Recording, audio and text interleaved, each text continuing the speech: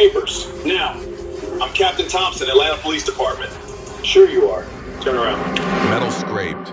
The handcuffs clicked. Tight. 3 pumps over a woman whispered, "Oh my God." Her phone came up. The body cameras were rolling.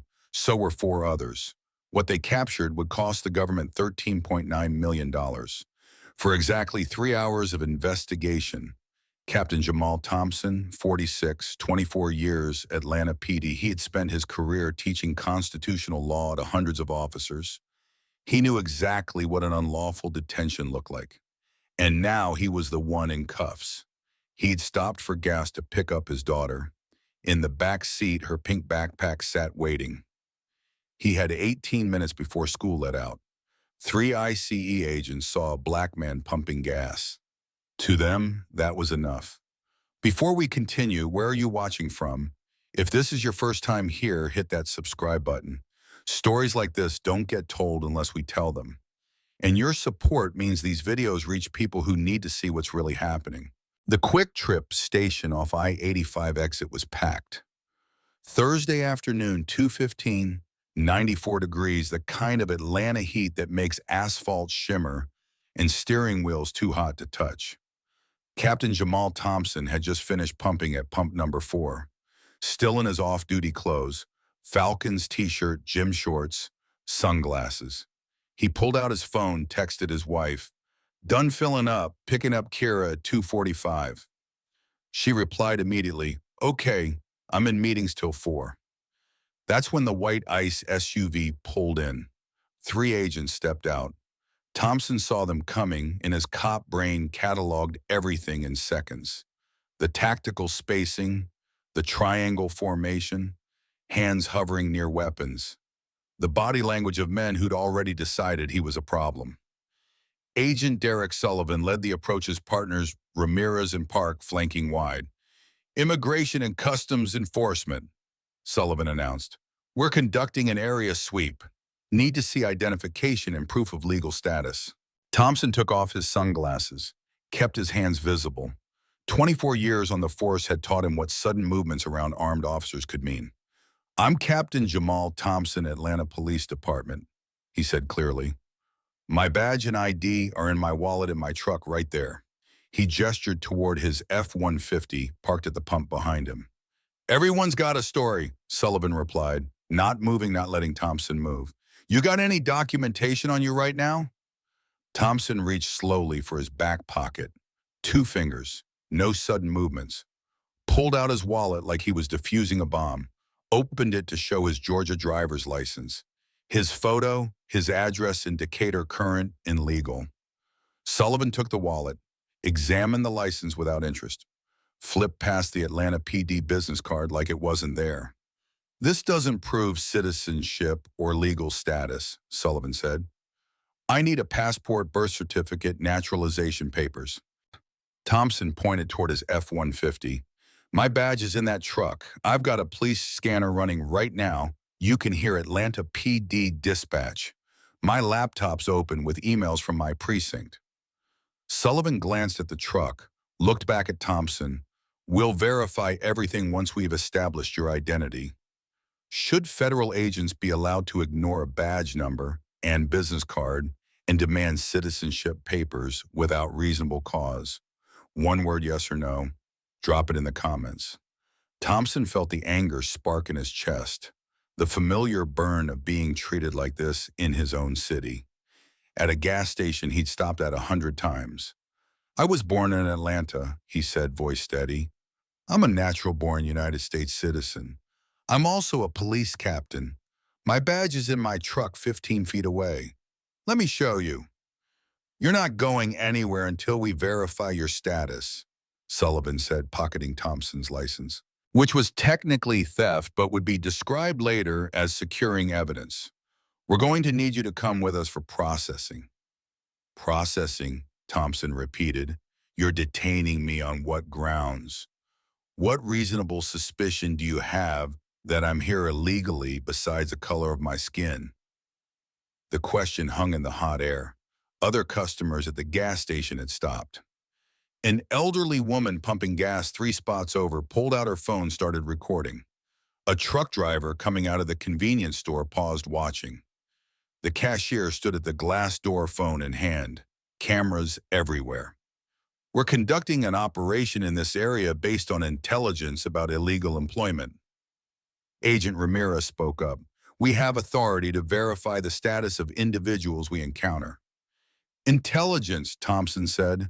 So you saw a black man at a gas station and decided to demand papers. That's your intelligence. That's your reasonable suspicion. Sullivan's jaw tightened. We have authority. You have authority to stop people with reasonable suspicion they violated immigration law. Thompson cut him off, his voice projecting now clearer for the cameras for the witnesses.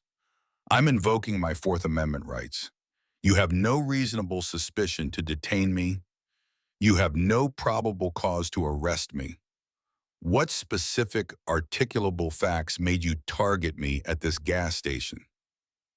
The words came out crisp, professional, the tone he used in court and depositions when he knew he was being recorded. Sullivan hesitated. This wasn't the usual response. People they stopped usually complied out of fear or confusion. This guy was citing constitutional law, making a scene, being recorded from multiple angles. If the answer is I'm brown and buying gas, Thompson continued, that's not reasonable suspicion. That's racial profiling, and you know it. Call my precinct, Thompson said. Central Gang Unit, Atlanta PD. Ask for Commander Willis. Tell him you've got Captain Jamal Thompson detained at a QuikTrip on I-85. Badge number Alpha 2847. See what happens. We'll verify that downtown, Sullivan replied. Downtown, processing, hours of bureaucracy while his daughter waited at school. I'm supposed to pick up my 12-year-old daughter in 30 minutes, Thompson said. Just call my precinct, 5-minute phone call. That's all this takes, Sullivan shook his head. We'll handle verification through proper channels. Then I need to call my wife. Let her know to pick up our daughter. Sullivan considered this, finally nodded. One call. Thompson pulled out his phone with slow, visible movements, dialed his wife. It rang 4 times, went to voicemail. She was still in her meeting. His voice came out steady, but those who knew him would hear the strain underneath. Baby, it's me. I've been detained by ICE agents at the QuikTrip on I-85. I need you to call Kira's school and pick her up. I don't know when I'll be released. Please call the school. He ended the call, looked at Sullivan. My wife's in a meeting. She might not get that for another hour. My daughter gets out at 2:45. Can I send her a text? Phone away, Sullivan ordered. We're done with courtesy. The truck driver had his phone up now, recording. The elderly woman was still filming. The cashier inside was on his phone, probably calling 911, wondering what federal agents were doing harassing a customer in his parking lot. Cameras everywhere. Thompson looked directly at Sullivan's body camera. You're making a career-ending mistake right now. Everything you're doing is being recorded. I am Captain Jamal Thompson, Atlanta Police Department Gang. Suppression Unit Badge Number Alpha 2847. I am a United States citizen. I have identified myself 6 times. You have refused to verify. This detention is unlawful. Sullivan keyed his radio. Dispatch, this is Sullivan. Subject detained for verification claims. Atlanta PD, no visible badge. Bringing him in for processing. Thompson heard every word. No visible badge despite the business card in the wallet. Sullivan was still holding, despite Thompson telling him 6 times where his actual badge was. No visible badge. Thompson repeated, his voice hard now. You looked at my Atlanta PD business card and you're radioing that there's no visible badge. Sullivan didn't respond. He did everything right. Identified himself clearly, cited the law, asked them to verify through his department, explained about his daughter waiting at school, and they still wouldn't listen. They'd already decided. Does that sound like justice to you? Agent Ramirez moved to Thompson's right side. Agent parked to his left. The triangle tightening. Containment formation. The kind you use when you think someone might run or fight. Thompson wasn't running.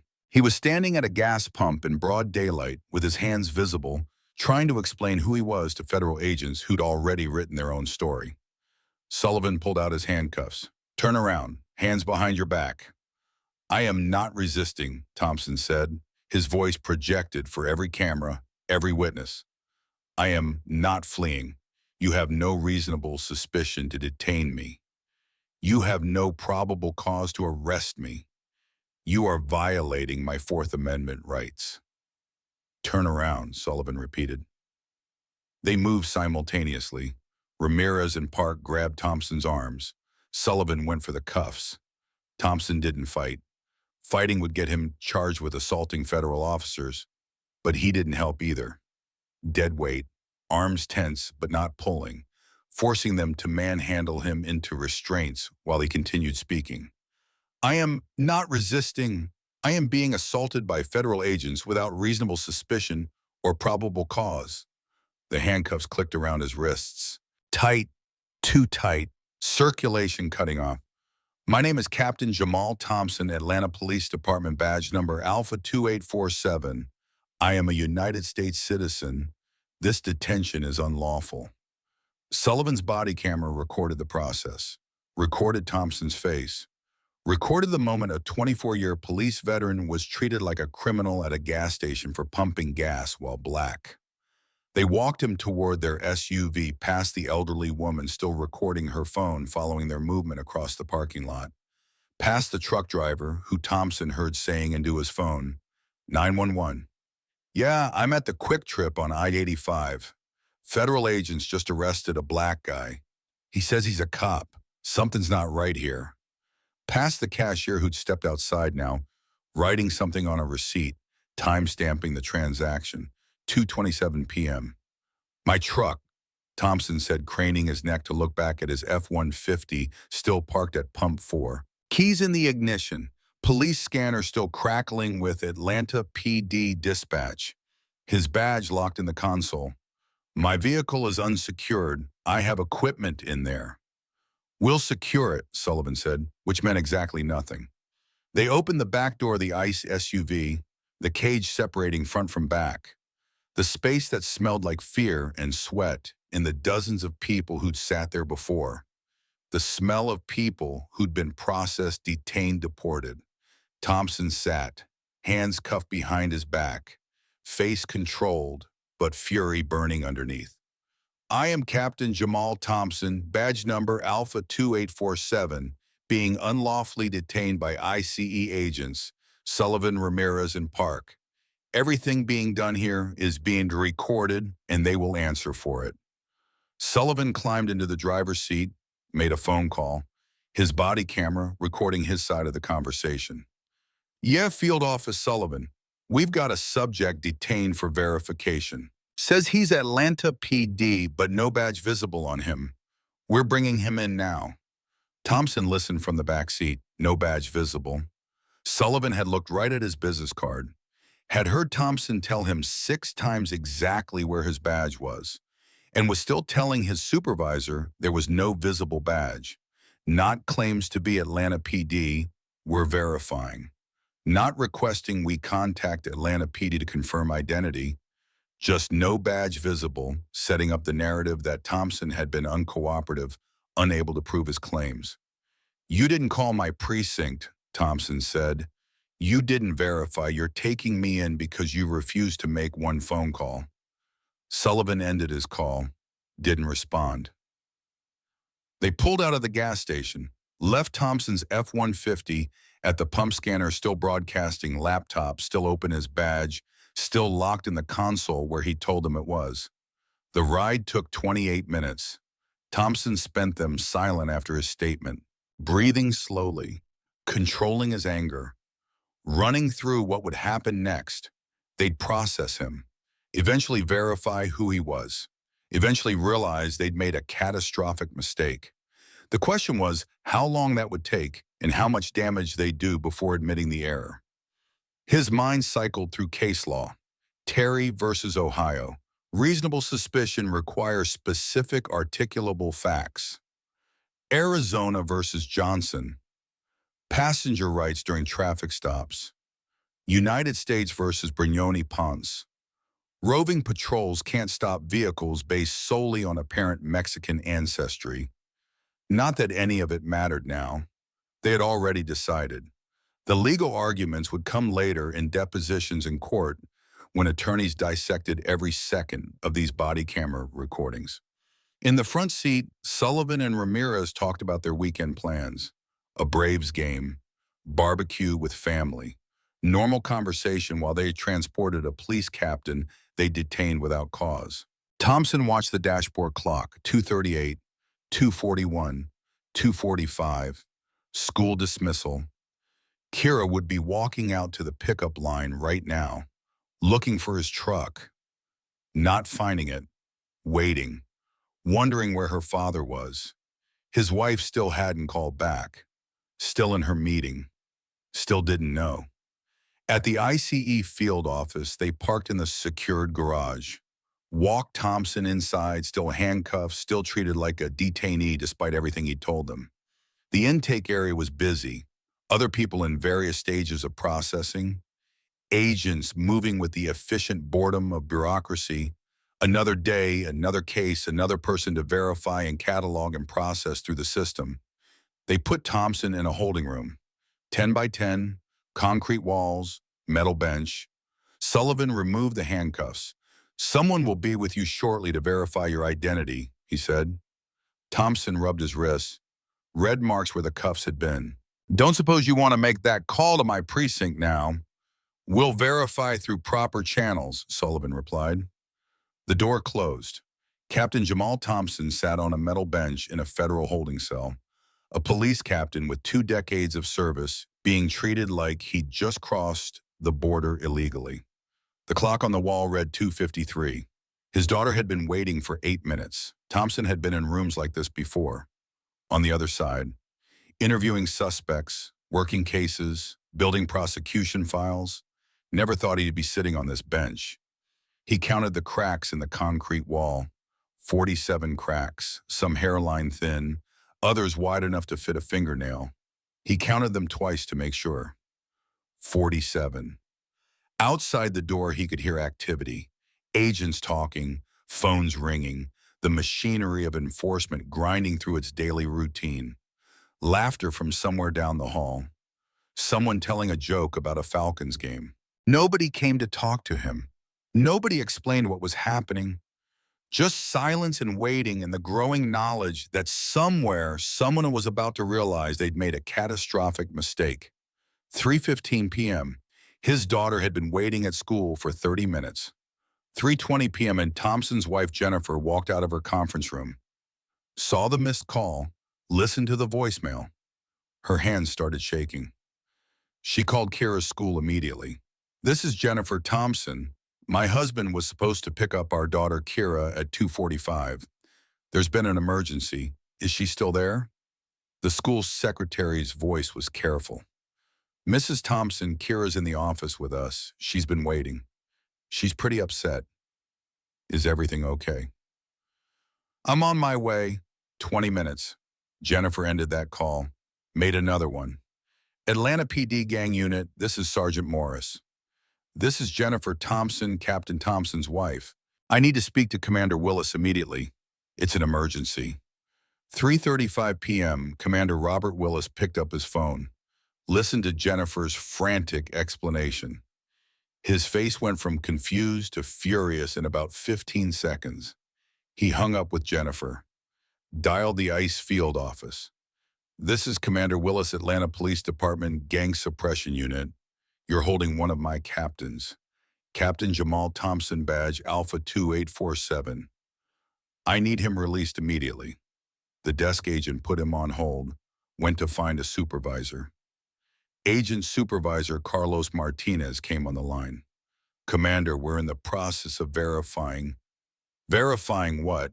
Willis's voice could have cut steel. "He told you he was Atlanta PD. He gave you his badge number. He asked you to call us. What exactly are you verifying that a 5-minute phone call 3 hours ago wouldn't have confirmed?" Silence on the line. If Captain Thompson is not released in the next 10 minutes, Willis continued, I'm calling the U.S. Attorney's Office and the FBI, and we're going to have a conversation about civil rights violations and unlawful detention of a federal law enforcement officer. We'll release him immediately, Martinez said.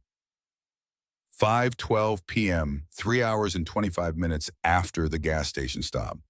The holding room door opened. Supervisor Martinez stood there. Agent Sullivan behind him looking like he wanted to disappear into the floor. Captain Thompson, Martinez said, his voice carefully neutral. There's been a situation. We verified your identity. You're free to go. We'll arrange transport back to your vehicle. Thompson stood slowly, looked at Martinez, at Sullivan. Situation, he repeated, his voice flat. You detained a police captain for 3 hours because I was pumping gas while black and you're calling it a situation. Martinez had the decency to look uncomfortable. We followed procedure for verification of status. You followed procedure, Thompson interrupted. Your procedure is to ignore when someone tells you they're a cop, to refuse to make a phone call to verify, to leave their vehicle unsecured at a gas station for 3 hours while their 12-year-old daughter waits at school wondering where her father is. Silence. I want copies of all body camera footage. Thompson continued, his voice crisp, now the commander tone coming through. I want the names and badge numbers of all 3 agents involved. I want a formal incident report. And I want to know what reasonable suspicion you had to stop me in the first place beyond being brown at a gas station. You'll receive all appropriate documentation, Martinez said. Appropriate documentation, Thompson said softly. You handcuffed a police captain and detained him for 3 hours without cause, and you're calling it appropriate documentation. We're way past documentation. We're into federal civil rights violation territory, and you know it. What they didn't tell Thompson right then, what would come out later in discovery, Agent Derek Sullivan had 7 complaints on his file. 7 instances of questionable stops. 2 formal internal reviews for potential racial profiling. 0 disciplinary actions. 0 retraining. 0 consequences. Just 7 complaints that got filed away. 7 people who said they'd been stopped without cause. 7 instances that the system decided weren't worth addressing. Until number 8. Until a police captain who knew the law, who knew his rights, who had the resources to fight back. They drove Thompson back to the QuikTrip in uncomfortable silence. His F-150 was still there. Somehow not towed. Still parked at Pump 4 where he'd left it 3.5 hours ago. Thompson checked his phone before getting out of their vehicle. 47 missed calls. Jennifer 23 times. Commander Willis 8 times. His precinct 6 times. Numbers he didn't recognize, probably reporters who'd already heard about this through police channels. Kira once at 3:05, the call that broke his heart. Daddy, where are you? He got out without saying another word to Martinez or Sullivan. Walked to his truck. Everything's still there. Scanner still broadcasting. Laptop battery dead now. His badge still locked in the console where he'd told Sullivan it was. Thompson sat in the driver's seat, looked at the steering wheel. At the gas pump where this had started, 3 hours detained, 7 prior complaints ignored. 0 phone calls made to verify his identity until his commander forced the issue. Does that punishment fit the crime of refusing to verify a badge number? Comment your thoughts below because this isn't over. Not by a long shot. 2 weeks later, Thompson sat across from Amanda Torres, a civil rights attorney who'd built her career suing federal agencies for exactly this kind of overreach. She filed a Freedom of Information Act request. The response came back with 9 different recordings, 3 body cameras from Sullivan, Ramirez, and Park, 4 security cameras from the QuikTrip covering different angles of the parking lot, 2 cell phone videos from witnesses, the elderly woman and the truck driver who'd called 911. Torres watched all of them, twice.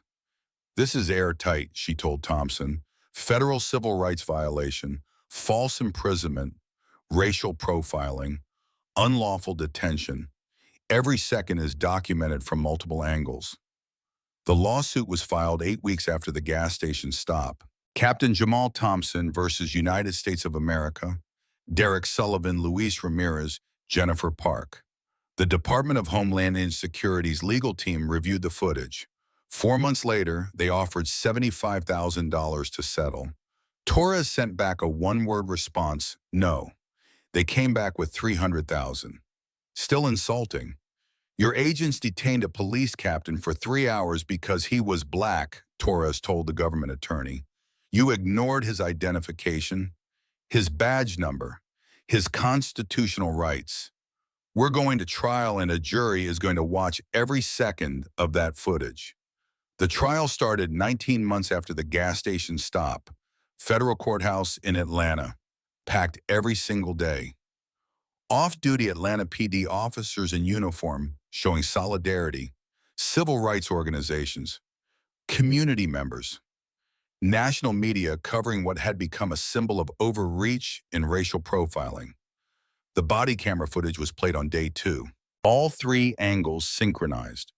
The jury watched Thompson identify himself clearly, watched him cite the Fourth Amendment, watched him ask 6 times for them to verify with his department, watched 3 federal agents ignore everything he said and handcuff him anyway.